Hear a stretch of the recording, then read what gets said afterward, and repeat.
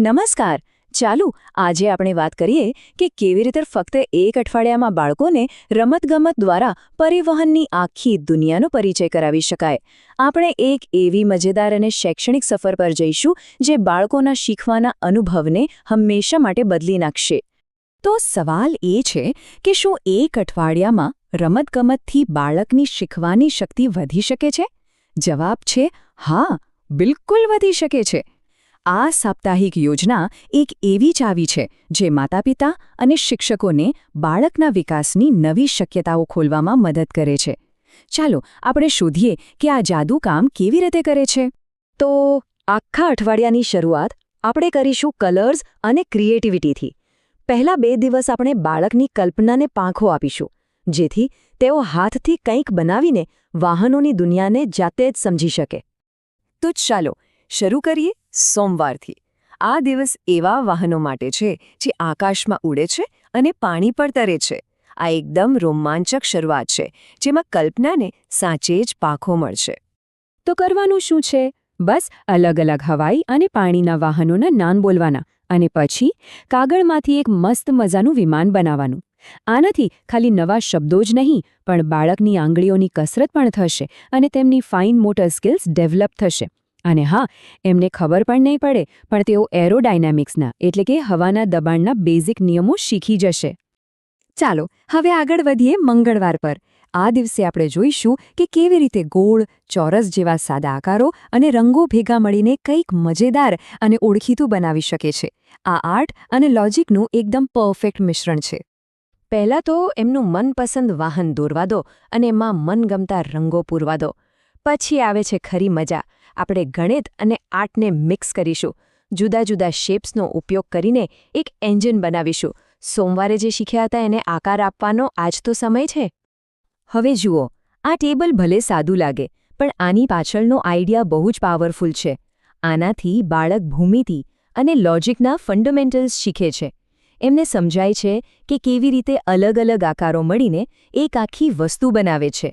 તમે એમને પૂછી પણ શકો, અચ્છા જો આપણે પૈડા ગોળની જગ્યાએ ચોરસ બનાવીએ તો ગાડી ચાલશે? બસ પછી જુઓ એમની કલ્પનાની ઉડાણ. તો અઠવાડિયું અડધું પૂરું થયું અને હવે આવ્યો બુધવાર.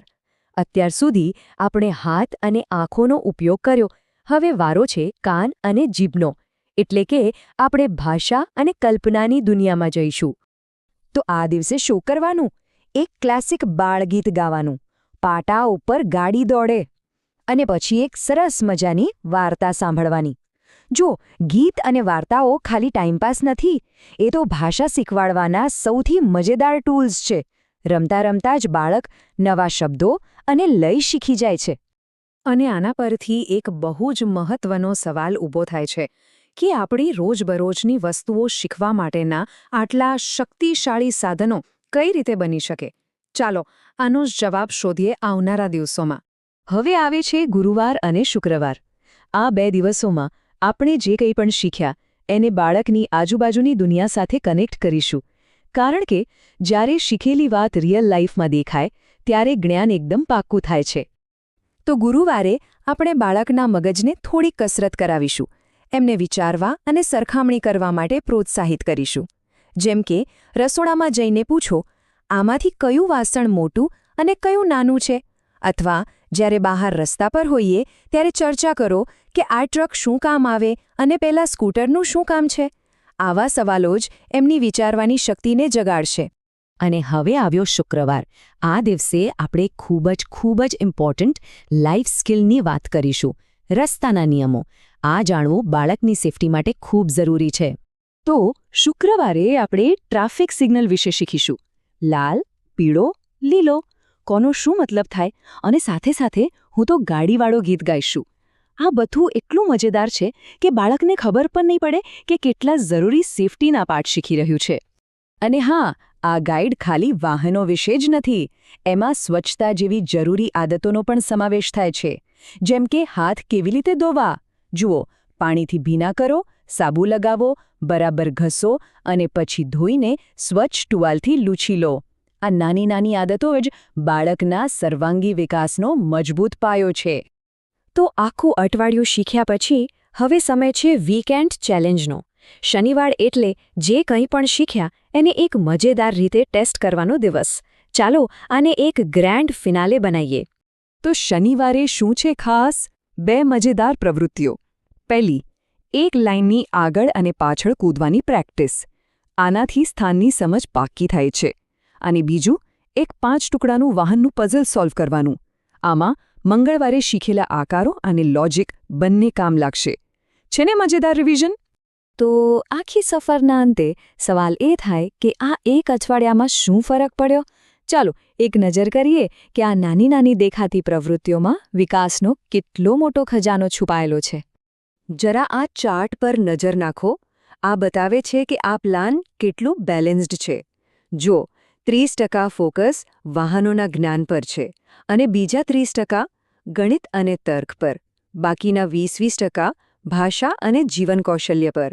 એટલે કે આ માત્ર વાહનો વિશેની એક્ટિવિટી નથી, પણ એક કમ્પ્લીટ ડેવલપમેન્ટ પેકેજ છે. તો આખા અઠવાડિયાનું સાર શું છે? એ જ કે બાળક માત્ર વાહનોના નામ, એના ભાગો અને અવાજો જ નથી શીખતું, પણ એની સાથે ગણતરી, અલગ અલગ કદ, આકારો, નવા શબ્દો અને ટ્રાફિકના નિયમો જેવી લાઇફલોંગ કામ આવનારી સ્કિલ્સ પણ શીખે છે. આને જ કહેવાય સાચો સર્વાંગી વિકાસ. અને આ વાત બિલકુલ સાચી છે. સાદી પ્રવૃત્તિઓનું એક અઠવાડિયું આજીવન શીખવાનો પાયો બનાવી શકે છે. નાની નાની શરૂઆત જ ભવિષ્યમાં મોટા પરિણામો લાવે છે. અને આ અઠવાડિયું એનું બેસ્ટ ઉદાહરણ છે. તો હવે વિચાર એ કરવાનો છે કે બાળકની આગામી શીખવાની સફર કઈ હશે. યાદ રાખજો, દરેક દિવસ એક નવું એડવેન્ચર છે, શીખવાની એક નવી તક છે. આશા છે કે આ ગાઈડ તમને આવી જ અનેક રોમાંચક યોજનાઓ બનાવવાની પ્રેરણા આપશે.